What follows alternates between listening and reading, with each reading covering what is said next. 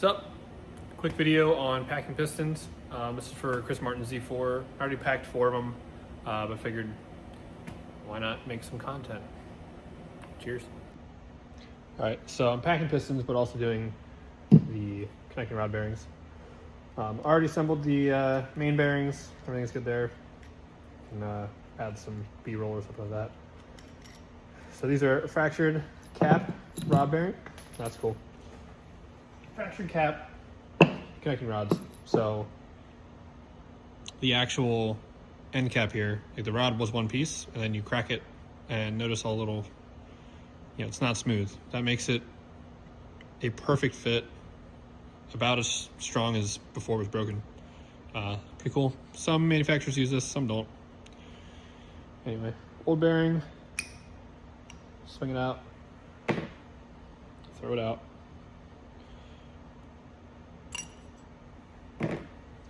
Grab our nice fancy ACL bearings, and I like to line the tang up here. Get that side about even. It's kind of hard because these are, again, they're fractured cap. They're not a nice perfect machining. Slide that down in. It's one half. Same thing. Get the tang. Noise. Now, since these are fracture cap, and generally it applies to every other rod, it will only go one way. Notice that ain't it. That's about perfect. The bearings aren't sitting, perfectly equal yet, so I like to hold them close, get the bolts in.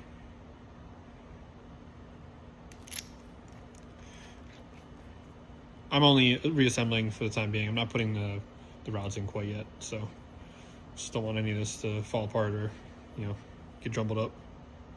Nice little push, and look at that. You can't even see the fracture on that end. It's crazy. Anyway, this is cylinder 5. Set that there. Keeping that kind of ordered. So these are Carrillo forged pistons. They're 8.5 to 1 piston pin. So I already checked the end gap on the first 3 and everything. They're consistent throughout. So don't come at me, drunk. So oil control ring. It's made up of 3 pieces actually. You have the I forget what this one's called technically. The expansion ring or something like that. The top.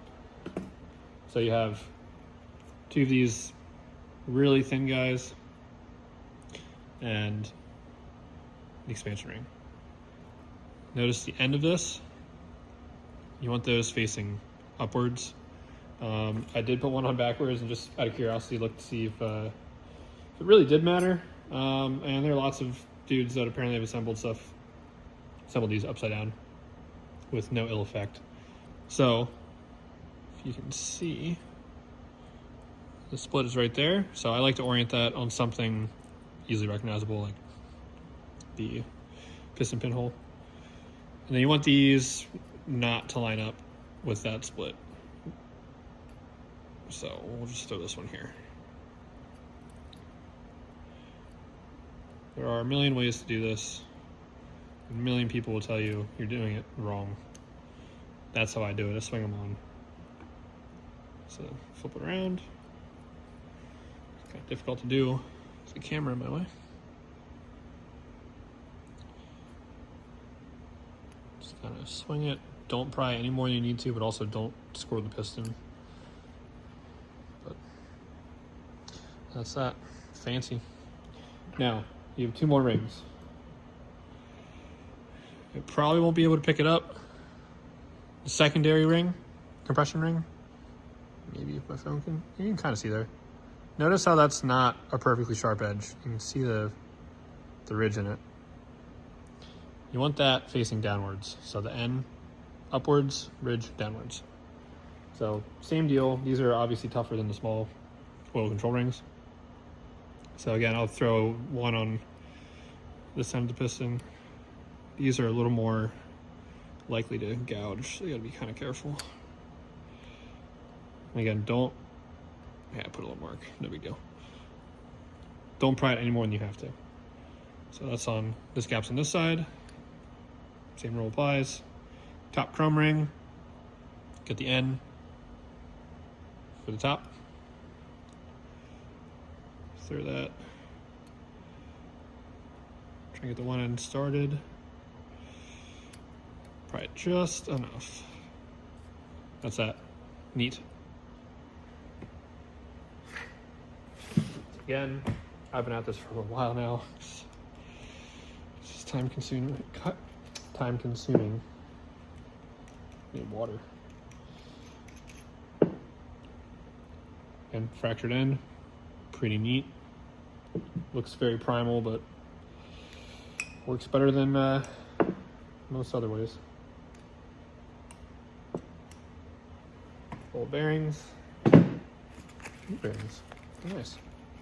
I prefer ACL. They have had good results. They're very strong. They are not overpriced. And bearings are usually pretty cheap anyway. Not a fan of King. I've seen King failures left and right that just don't sit well with me. Like delamination or just random chunking. So I stick with these. And you can see the jagged edge on this one. Makes it pretty easy to line up which side's which. So, get that. And that one.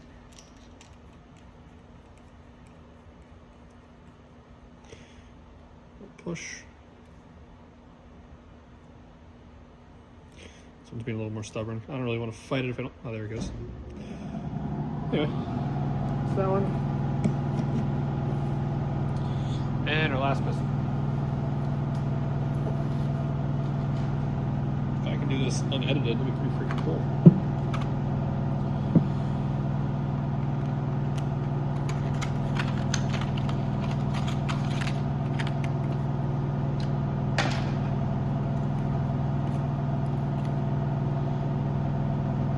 Put these upward.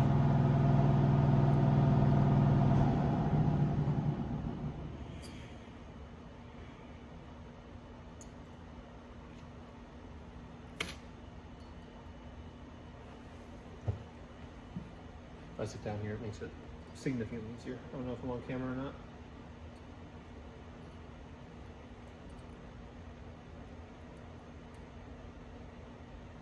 Sometimes they won't want to sit right. Takes a little bit of finesse here. Got to show it who's boss, you know?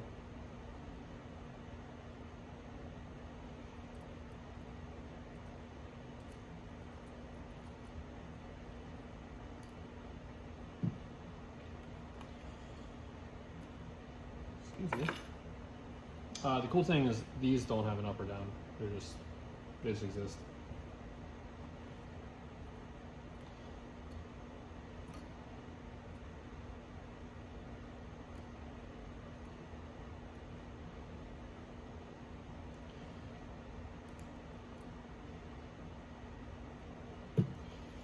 That one. And facing upwards. On this side.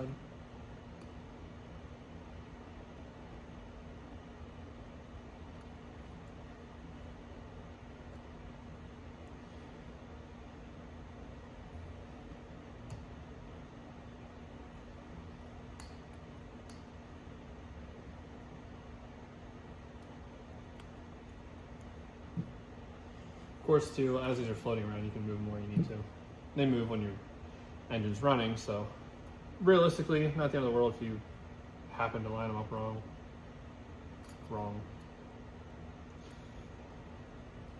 Whatever.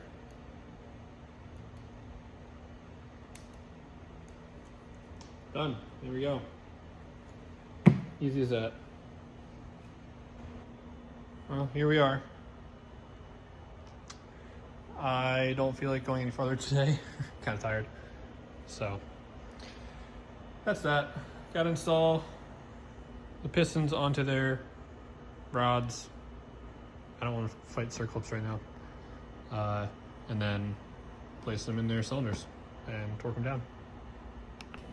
Also, I do have a lapel mic. I didn't turn it on. I got it halfway through recording. Figure I'll just keep the volume all level for this one and hopefully remember next time so you guys can better hear me. Cool. Peace.